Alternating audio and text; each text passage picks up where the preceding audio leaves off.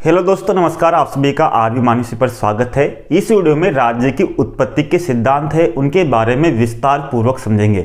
इससे पहले वाले वीडियो में राज्य का अर्थ, प्रकृति, कार्यों के बारे में आपसे चर्चा की थी। इस वीडियो को आपको आराम से समझना होगा क्योंकि इस वीडियो से हर बार एक या दो क्वेश्चन पूछे जाते हैं, यानी कि एक एक सिद्धांत को आपको आराम से समझना है, यानी कि इस तरह समझेंगे कि आपको दोबारा कहीं पढ़ने की आवश्यकता न रहे।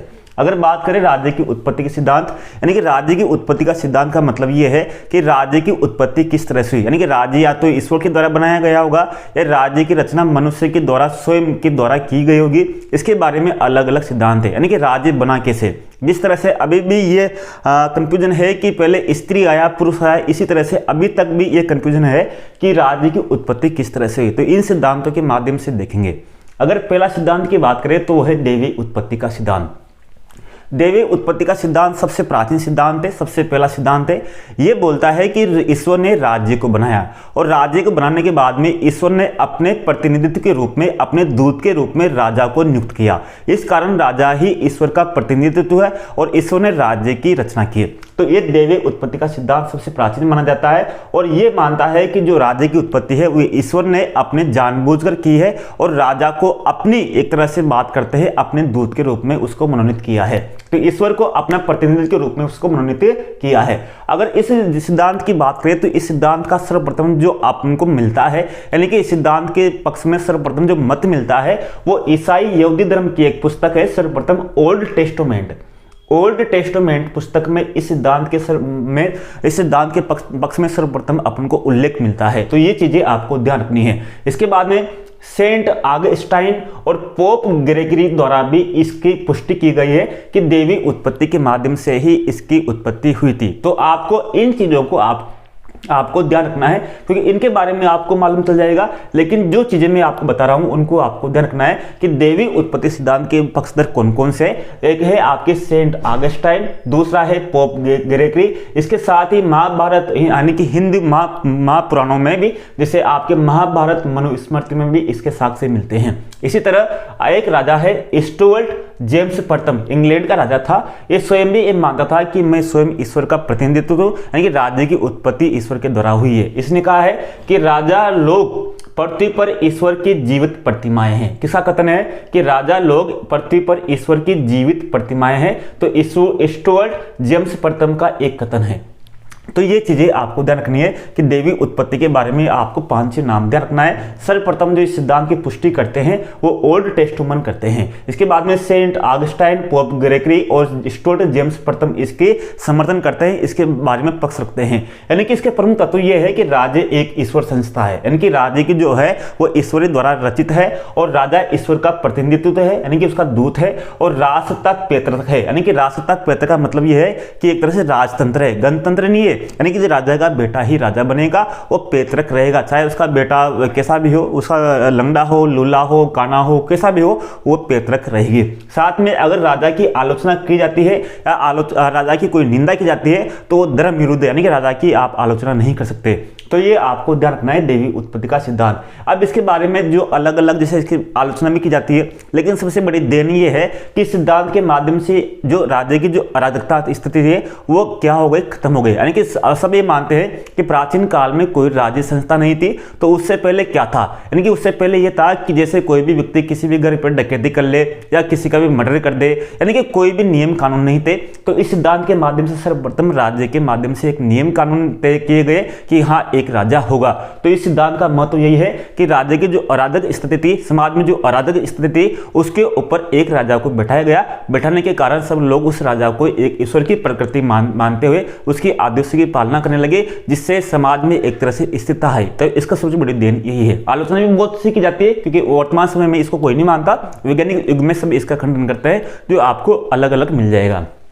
अगला सिद्धांत है शक्ति सिद्धांत। शक्ति सिद्धांत ये मानता है कि जो राज्य की उत्पत्ति है वो शक्ति के माध्यम से हुई है, यानी कि जिसकी लाठी उसकी भेष। जैसे वर्तमान में आप देखोगे रूस यूक्रेन पर आक्रमण कर रहा है और उसका भूभाग छीन कर एक तरह से शक्ति से प्राप्त करके वो अपने राज्य में मिला लेता है। यानी कि अलग अलग विद्वान अलग अलग मत मानते हैं, जिसमें शक्ति सिद्धांत है ये कहता है कि राज्य की उत्पत्ति शक्ति के माध्यम से हुई है और राज्य का आधार शक्ति है, यानी कि बिना शक्ति के राज्य हो ही नहीं सकता। इन विद्वानों का ये मानना है। जैसे जिसकी लाठी उसकी भेष, यानी कि जिसके पास ज्यादा शक्तिशाली होगा उसकी ही क्या रहेगी, उसका ही संप्रभुता रहेगी, उसका ही राज्य रहेगा। वर्तमान समय में अनेक राज्य यानी कि युद्धों के माध्यम से अपने राज्यों का विस्तार करने पर चेष्टा करते हैं, यानी कि बहुत से वर्तमान समय में भी ये विशेषता है, शक्ति के आधार पर अपने अपने राज्य करते हैं। अगर बात करें प्राचीन यूनान में सोफिस्ट थ्रेसिमेकस यानी कि सोफिस्ट विचारधारा करता है थ्रेसिमेकस, वो भी इसको मानता है, सर्वप्रथम जो मानते हैं शक्ति सिद्धांत को वो सोफिस्ट थ्रेसिमेकस मानते हैं। इसी तरह पोप ग्रेगरी सप्तम भी इसको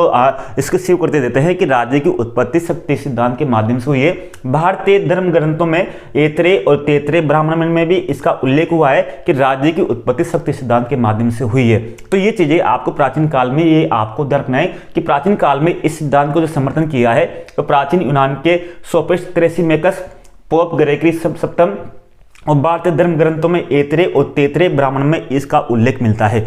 लेकिन आधुनिक युग में कौन कौन विद्वान इसके करते हैं, जैसे आधुनिक युग में आपको ध्यान रखना है ट्रीटिस के याद रखना है, मार्गवंत आपको ध्यान रखना है, नीतिशे आपको ध्यान रखना है और बर्नहार्डी आपको ध्यान रखना है, यानी कि 4 विद्वानों को आपको ध्यान रखना है। अगर इनकी परिभाषा आता है कि राज्य का जो जिसे आपने कहा है, जैसे ग्रीन का एकतंत्रता कि राज्य का आधार शक्ति नहीं इच्छा है, इसी तरह आपको नीतिशे का जो मैंने परिभाषा पहले बताई थी वो भी आपको ध्यान रखनी है। तो ट्रीटिस के मोर्गेंथो, नीतिशे, बर्नहार्डी ये आपको 4 विद्वानों को नाम ध्यान रखने हैं, क्योंकि बहुत सी बार क्वेश्चन पूछा गया है कि राज्य की उत्पत्ति के शक्ति सिद्धांत से संबंधित कौन सा व्यक्ति नहीं है, तो 4 व्यक्ति से संबंधित थे आधुनिक समय में।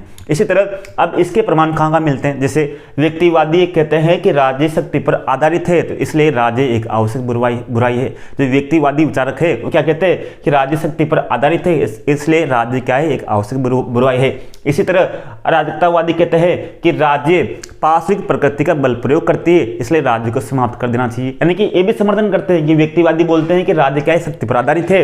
इसी तरह अराजकतावादी कहते हैं कि राज्य एक आवश्यक यानी कि पार्श्विक प्रवृत्ति का है, इस कारण राज्य को समाप्त कर देना चाहिए। इसी तरह मार्क्स कहता है कि मार्क्स यानी कि शक्ति का प्रयोग करके वो पूंजीपति वर्गों का भला करता है और श्रमिक वर्गों का शोषण करता है, इसलिए वो वर्गहीन समाज की वो कल्पना करते हैं। इस तरह से आधुनिक युग में इस तरह से कुछ सिद्धांत मिलते हैं जो कहते हैं कि राज्य की उत्पत्ति शक्ति के माध्यम से हुई है।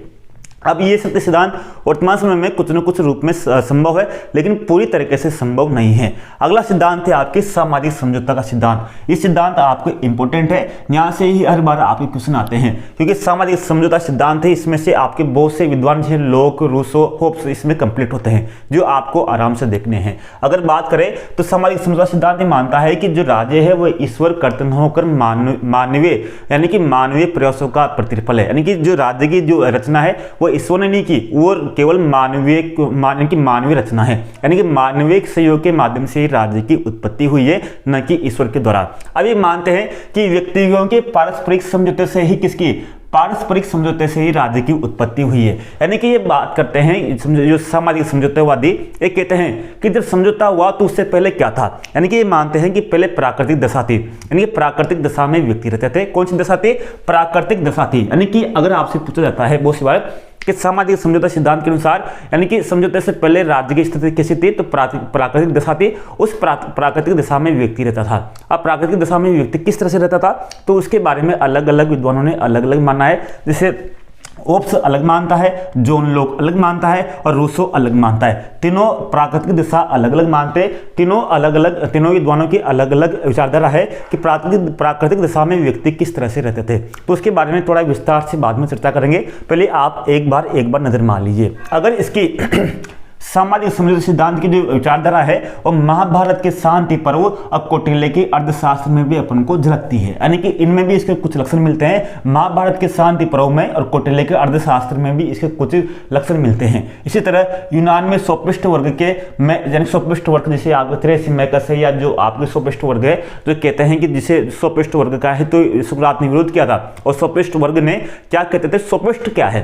सोफिस्ट का मतलब है कि जो पैसे लेकर ज्ञान देते थे, यानी कि यूनान में जो एक व्यक्तियों का समूह था, वह व्यक्तियों का समूह उनका उद्देश्य था कि यूनान के लोगों को सबको ही बुद्धि यानी कि बुद्धिजीवी बनाया जाए और बुद्धिजीवी बनाने के लिए ये सोफिस्ट वर्गों के कुछ व्यक्ति थे जो पैसे लेकर उनको शिक्षाएं देते थे, उनको सोफिस्ट कहा गया। तो सोफिस्टों में भी सर्वप्रथम इसका प्रतिपादन किया और रिचार्ड हुकर ने रिचार्ड हुकर ने सर्वप्रथम इस सिद्धांत को नाम दिया रखना रिचार्ड हुकर का। रिचार्ड हुकर ने सर्वप्रथम वैज्ञानिक रूप से इसकी तर्कपूर्ण व्याख्या की, यानी कि वैज्ञानिक रूप से तर्कपूर्ण व्याख्या करने वाला प्रथम विद्वान कौन था, तो रिचार्ड हुकर। लेकिन वर्तमान समय में इसका वैज्ञानिक और विधिवत जो किया वो किया होब्स, लोक, रूसो। इन तीनों के बारे में पढ़ना है कि सामाजिक समझौता किस तरह से हुआ और क्या क्या दर्शाते और व्यक्तियों ने किस कारण से सामाजिक समझौता किया और वो किस तरह से रहते थे, उसके माध्यम से राज्य किस तरह से बना। अगर बात करें पहली बात करेंगे होब्स की। होब्स पहला विद्वान था जिसने इसने सामाजिक समझौता सिद्धांत की व्याख्या की। अगर बात करें होब्स इंग्लैंड का एक निवासी था, तो जब होब्स अपनी रचना लिख रहा था तो उस समय इंग्लैंड में 1688 की गौरवपूर्ण क्रांति हो रही थी। तो गौरवपूर्ण क्रांति कहाँ हुई थी, इंग्लैंड में हुई थी 1688 में, जहां पर लोकतंत्र और राजतंत्र के मध्य टकराव हो रहा था। तो होब्स का मानना था कि राजतंत्र ही बेस्ट है, यानी कि लोकतंत्र की अपेक्षा राजतंत्र ही बेस्ट है। तो होब्स ने जो अपनी रचना लिखी उसमें वो निरंकुश राजतंत्र का पक्षधर था, यानी कि राजा ऐसा होना चाहिए जिस पर किसी तरह का कोई एक तरह से उस पर कोई एक तरह से पाबंदी ना हो, यानी कि उसमें निरंकुश राजतंत्र हो। तो इसलिए होब्स ने एक तरह से निरंकुश राजतंत्र का पक्षधर था और इसने एक किताब लिखी थी 1651 में। आप ध्यान रखना 1651 में एक किताब लिखी थी जिसका नाम था लेवियाथन। ये आपको ध्यान रखना है, लेवियाथन का मतलब है कृत्रिम मानव, बहुत विशाल मानव। ठीक है, ये चीजें आपको ध्यान रखनी है। अब होब्स में ये मानता है कि प्राचीन काल में, यानी कि जैसे बात करते हैं मानव के बारे में, तो होब्स मानता है कि मानव एक सामाजिक प्राणी नहीं था, यानी कि मानव एक सामाजिक प्राणी नहीं था। वो स्वार्थी था, अहंकारी था, शक्ति से प्रेम करता था, यानी कि वो एक तरह से असभ्य, यानी कि एक तरह से बात कर सकते हैं। तो होब्स एक तरह से मानव को सामाजिक प्राणी नहीं मानता, वो एक तरह से उसको लालची मानता है, उसको क्रोधी मानता है, इस तरह से वो इस तरह से एक प्राणी मानता है। उसके बाद में वो प्राकृतिक दिशा में, यानी कि जो सामाजिक प्राणी नहीं था तो उसका जीवन पर नियंत्रण नहीं था। वो एक दूसरे को व्यक्तियों को, यानी कि होब्स मानता है कि सामाजिक प्राणी न होने के कारण व्यक्ति एक दूसरे को शत्रुता की दृष्टि से देखता था और शक्ति पर विश्वास करता था, यानी शक्ति के माध्यम से एक दूसरे पर हमला करता था, एक दूसरे की संपत्ति को छीनता था। इस तरह से वो प्राकृतिक दिशा बहुत ही दयनीय थी, ये मानता है होब्स। इस तरह से एक दूसरे के प्रति शत्रुता की दृष्टि से रखता था। तो अब होब्स कहता है कि फिर किस कारण समझौता हुआ, तो होब्स कहता है समझौता का कारण ये था कि प्रत्येक व्यक्तियों को भय था कि कोई भी व्यक्ति उसके ऊपर आक्रमण कर सकता है, उसकी संपत्ति को छीन सकता है। तो होब्स कहता है कि जीवन की सुरक्षा और संपत्ति की सुरक्षा के लिए ही व्यक्तियों ने क्या किया, समझौता किया। तो दो कारण कौन कौन से, जीवन और संपत्ति के लिए ही होब्स के अनुसार समझौता किया था। कौन कौन सा, जीवन और संपत्ति के सुरक्षा के लिए ही इसने समझौता किया था, जिसके माध्यम से प्रजा ने शासक को सब अधिकार सौंप दिए। अब आपको यहाँ पर ध्यान देना होगा, इसने कौन कौन सी चीजें बताई। नंबर एक कि शासक के प्रजा के प्रति कोई कर्तव्य नहीं है, यानी कि होब्स कहता है कि जो राजा बना है उस राजा के जनता के प्रति कोई कर्तव्य नहीं है, यानी कि वो निरंकुश है। साथ में ही प्रजा को कोई भी विद्रोह करने का अधिकार भी नहीं है, यानी कि होब्स ने जो शासक बनाया, जो राजा बनाया, जो राज्य बनाया, उसमें निरंकुश राजतंत्र की स्थापना की, जिसमें राजा किसी के प्रति भी कोई उत्तरदायी नहीं है, कोई कर्तव्य नहीं है और प्रजा को भी कोई विद्रोह करने का अधिकार नहीं है, यानी कि एक तरह से निरंकुश राजतंत्र की इसने स्थापना की। किसके लिए, जीवन और संपत्ति की सुरक्षा करने के लिए। इस तरह से आपको ये समझना है। इसके बाद में जॉन लोक भी इंग्लैंड का ही निवासी था और उस समय जब जॉन लोक ने अपनी रचना लिखी तो उस समय इंग्लैंड की 1688 गौरवपूर्ण क्रांति हो चुकी थी। तो उसके बाद में 1690 में इसने एक किताब लिखी, टू टल्टिस ऑन गवर्नमेंट, यानी कि टू टल्टिस ऑन गवर्नमेंट। ये किताब आपको नाम ध्यान रखना है, टू टल्टिस ऑन गवर्नमेंट किताब लिखी, जिसमें इसने इसकी जो सामाजिक समझौते की पूरा सिद्धांत दिया। इसके अनुसार जो मानव था और प्राकृतिक दशा में एक तरह से सभ्य, यानी कि सामाजिक प्राणी था।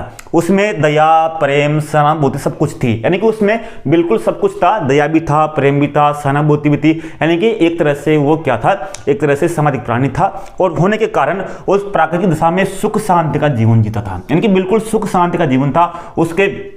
उसके पास जीवन का अधिकार था, स्वतंत्रता का अधिकार था, संपत्ति का अधिकार था, यानी कि जहां पर लोग जो होब्स कहता है कि उस समय जीवन और संपत्ति सुरक्षित नहीं थी। तो वही जॉन लोक 3 अधिकार मानते हैं। आपको नाम ध्यान रखना है कि जॉन लोक ने प्राकृतिक दशा में व्यक्तियों को कितने अधिकार बताए, 3 अधिकार बताए। सामाजिक समझौते के अंतर्गत लोक ने 3 अधिकार बताए। कौन कौन से अधिकार, एक तो जीवन का अधिकार, दूसरा स्वतंत्रता का अधिकार और तीसरा संपत्ति का अधिकार, यानी कि व्यक्तियों को उस दशा में भी 3 तरह के अधिकार थे। तो अब जॉन लॉक कहता है कि इतना कुछ होने के बावजूद भी व्यक्तियों ने क्यों समझौता किया, यानी राज्य बनाने के लिए क्यों समझौता किया। तो लॉक कहता है कि समझौता करने का कुछ कारण था।